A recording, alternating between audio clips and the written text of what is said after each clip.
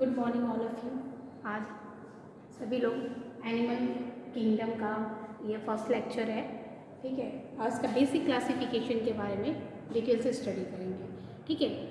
क्योंकि किसी भी अब जब हम कॉर्डेटा या नॉन कॉर्डेटा पढ़ेंगे तो उसके पहले हमको उसका बेसिक क्लासिफिकेशन पढ़ना बहुत ज़रूरी है, क्योंकि ये बेसिक क्लासिफिकेशन इसमें मिक्स है हमारा कॉर्डेटा भी और नॉन कॉर्डेटा भी।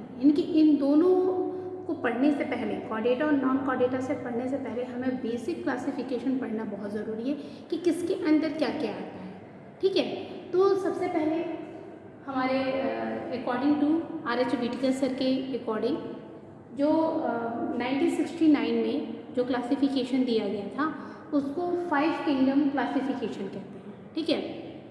5 किंगडम क्लासिफिकेशन मीन्स कि उन्होंने पूरे किंगडम को, ठीक है, उन्होंने 5 क्लासेस या कह सकते हैं कि 5 किंगडम में डिवाइड किया, इसीलिए 5 किंगडम क्लासिफिकेशन कहते हैं। जैसे पहला मोनरा, प्रोटिस्टा, फंजाई, प्लांटी और एनिमल है, ठीक है। जो मोनरा और प्रोटिस्टा, जो मोनरा है जो है वो हम बॉटनी या कह सकते हैं प्रोकैरियोट्स में हम लोग इसको स्टडी करते हैं। और उसके बाद फंजाई भी आपका और प्लांटी, ये भी आपका बॉटनी का एक पोर्शन है, उसमें हम लोग इसको स्टडी करेंगे। और प्रोटिस्टा और एनिमेलिया को हम लोगों ने या व्हिटेकर सर ने उसको एनिमल किंगडम में क्लासिफाइड किया या एनिमल किंगडम में उनकी प्लेस को निर्धारित किया। क्योंकि प्रोटिस्टा भी ऐसा है कि इसके अंदर भी कुछ ऐसे ऑर्गेनिज्म पाए जाते हैं जिनका जो कैरेक्टरिस्टिक होती है वो प्लांट से और एनिमल से दोनों से कोरिलेट करता है, इसलिए इसको प्लांट में भी हम लोग स्टडी कर लेते हैं और बॉटनी के केस में भी कहीं कहीं पे आप इसको देखेंगे तो इसकी स्टडी मिलता है। तो हम आते हैं first and for basic classification of animal kingdom. तो एनिमल किंगडम का क्लासिफिकेशन कैसे है उसके बारे में हम डिटेल से स्टडी करते हैं। एनिमल किंगडम को 2 सब किंगडम में फर्स्ट एंड फॉर डिवाइड किया गया, एक को प्रोटोजोआ और एक को मेटोजोआ। प्रोटोजोआ से एक न्यू फाइलम की ओरिजिन होती है जिसको कहते हैं फाइलम प्रोटोजोआ। यहाँ से फाइलम की ओरिजिन हुई फाइलम प्रोटोजोआ। जो इनका ऑर्गेनाइजेशन था वो प्रोटोप्लाज्मिक ग्रेड ऑफ ऑर्गेनाइजेशन था। किस टाइप का ऑर्गेनाइजेशन था? Protoplasmic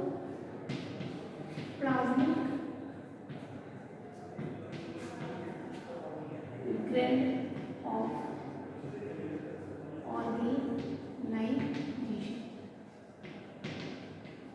protoplasmic grade of organisation का मतलब होता है कि ऐसे ऑर्गेनिज्म जिनकी जितनी भी फिजियोलॉजिकल एक्टिविटीज़ हैं वो प्रोटोप्लाज्म में ही कंप्लीट होती हैं।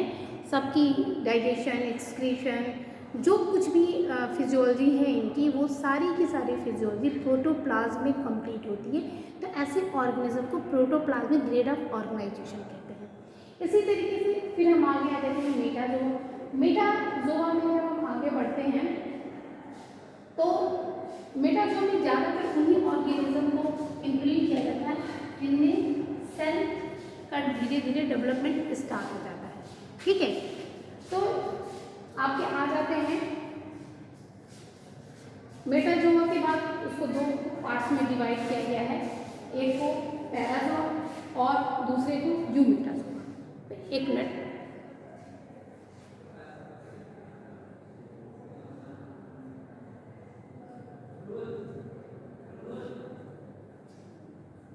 तो मैंने कहा मेटाजोआ को 2 पार्ट्स में डिवाइड किया गया, पैराजोआ और eumetazoa.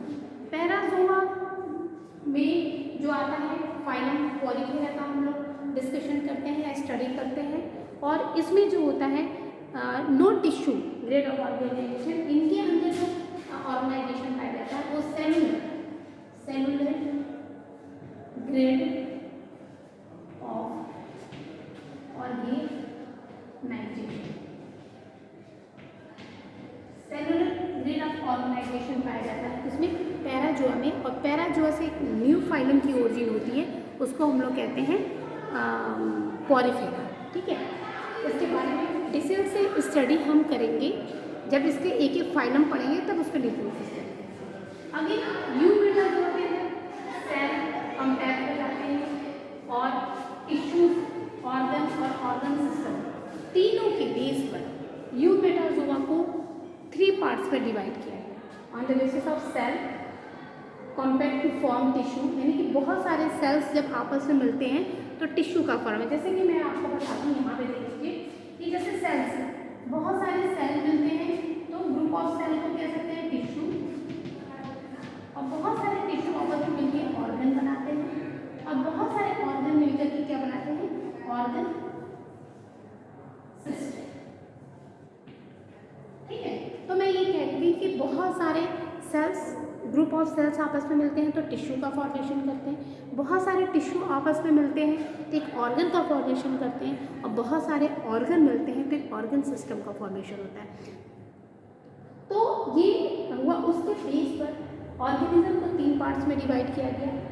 Tissue grade of organisation में आपका निडेरिया या सिलेंट्रेटा आ जाता है और टीनोफोरा आ जाता है।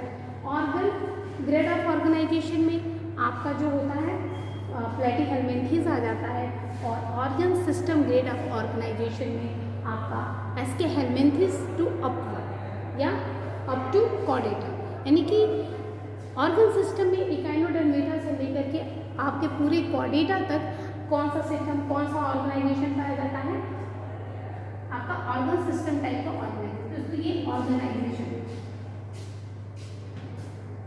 ऑर्गेनाइजेशन के बेस पर ऑन द बेस ऑफ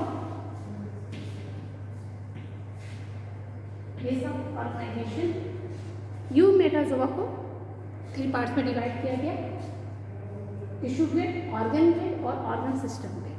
ठीक है, तो इस तरीके से हम लोगों ने स्टडी किया एनिमल किंगडम का basic classification of animal kingdom. एक बार इसको और मैं बता देती हूँ कि विटगर सर ने एक 5 किंगडम क्लासिफिकेशन दिया जिसमें मोनरा, प्रोटेस्टा, फंजाई, प्लांटी, एनिमेलिया है, और उसमें एनिमल किंगडम को उन्होंने दो सब किंगडम में डिवाइड किया। एक को उन्होंने प्रोटोजोआ कहा, दूसरे को मेटाजोआ कहा। प्रोटोजोआ से एक न्यू फाइलम की ओरिजिन जिसको प्रोटोजोआ कहा गया, और इसमें प्रोटोप्लाज्मिक ग्रेड ऑफ ऑर्गेनाइजेशन पाया जाता है।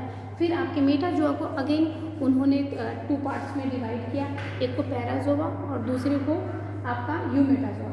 पैराजोआ में आपका पॉरीफेरा फाइलम की ओरिजिन हो जाती है, और यूमेटाजोआ को सेल कॉम्पैक्ट ऑफ सेल या टिश्यू ऑर्गन सिस्टम के बेस पे 3 पार्ट्स में डिवाइड किया। कुछ ऐसे ऑर्गेनिज्म थे जिसमें कि केवल आपके ये टिश्यू ग्रेड ऑफ ऑर्गेनाइजेशन पाया गया, उस ऑर्गेनिज्म को वहाँ से एक फाइलम की ओरिजिन किया, वहाँ से सिलेंट्रेटा और टीनोफोरा और निडेरिया कह सकते हैं, और निडेरिया। उसके बाद ऑर्गन ग्रेड ऑफ ऑर्गेनाइजेशन वाले में उन्होंने प्लेटीहेल्मिन्थेस को फाइलम का ओरिजिन किया, और organ system grade of organisation में उन्होंने जिस फाइलम की ओरिजिन हुई उससे एस्केहेल्मिन्थेस और अप टू कॉर्डेटा के ऑर्गेनिज्म को इंक्लूड किया गया। तो ये रहा बेसिक क्लासिफिकेशन। जब हम आगे कॉर्डेटा पढ़ेंगे तो जब कॉर्डेटा का क्लासिफिकेशन शुरू करेंगे तो ऑर्गन सिस्टम में जो कॉर्डेटा है यहाँ से कॉर्डेटा को उठाएंगे और फिर उसकी क्लासिफिकेशन हम आगे करेंगे। तो ये रहा जनरल। इस तरीके से आप देख रहे होंगे, इस क्लासिफिकेशन से आपको क्लियर हो जाएगा कि हमको कितने फाइलम की स्टडी करनी है इन नॉन कॉर्डेटा में। ठीक है, जैसे अब यहाँ से देखिए 1 फाइलम, 2 फाइलम, यहाँ से ये आपका 3 फाइलम, ये आपका 4 फाइलम, ये आपका आ गया 5 फाइलम, और इसमें एस्केहेल्मिन्थेस 6 फाइलम इसमें आ जाता है आपका। अप टू एस्केहेल्मिन्थेस के बाद आपका आ जाता है आर्थ्रोपोडा,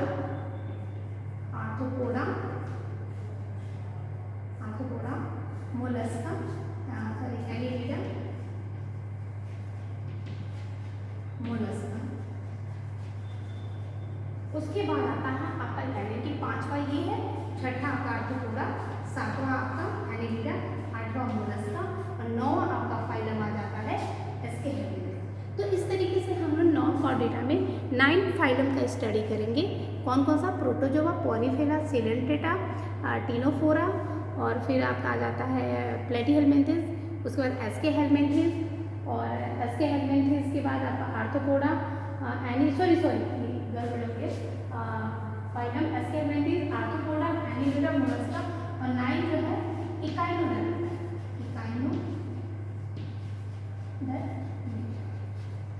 ठीक है। तो ये 9 फाइलम हुए कौन कौन से, आप प्रोटोजोआ, पॉलीफेरा, सिडेंटेटा, टिनोफोरा, प्लेटिनमेंथिस, एस्केहेलमिंथिस, आर्थ्रोपोडा, उसके बाद एनिलिडा, मोलस्का, इकाइनोडर्मेटा।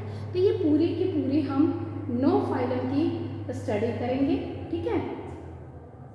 और ये हमारा बेसिक क्लासिफिकेशन रहा एनिमल किंगडम का। Thank you. आगे की वीडियो के लिए आप हमारे चैनल को सब्सक्राइब भी करिए। Thank you.